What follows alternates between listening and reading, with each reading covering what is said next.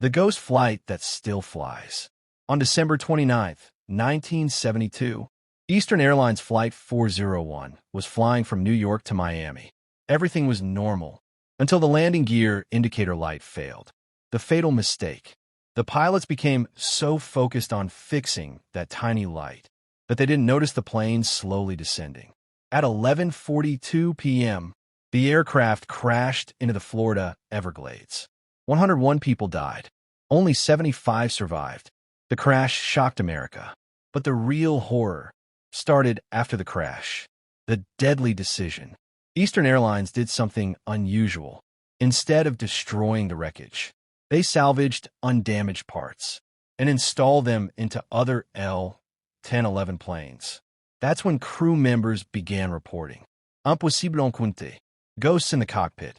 Pilots started seeing Captain Bob Loft, the dead pilot of Flight 401, sitting silently in the cockpit. Sometimes he would turn and calmly say, "Don't worry, this plane will never crash." Then he would disappear. The air hostess incident. One flight attendant entered the galley and saw a man in full Eastern Airlines uniform. His face was burned and damaged. Terrified, she screamed. The man replied softly, "You shouldn't be here." In seconds, he vanished. That man was identified as flight engineer Don Repo, also dead in the crash. Official reports, this is real. These weren't rumors. Multiple pilots, multiple crew members, maintenance engineers, all reported seeing the same two dead crew members.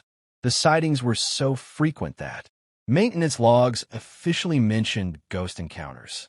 Some pilots refused to fly those planes. The chilling end. Eastern Airlines finally investigated. They discovered that every haunted plane contained parts taken from Flight 401. The company quietly removed all salvage parts. And suddenly, the haunting stopped. No more sightings. No more voices. No more ghosts. The unanswered question, were the spirits warning the crew, protecting the planes, or trapped inside the metal forever? To this day, aviation experts call it the most documented ghost case in airline history.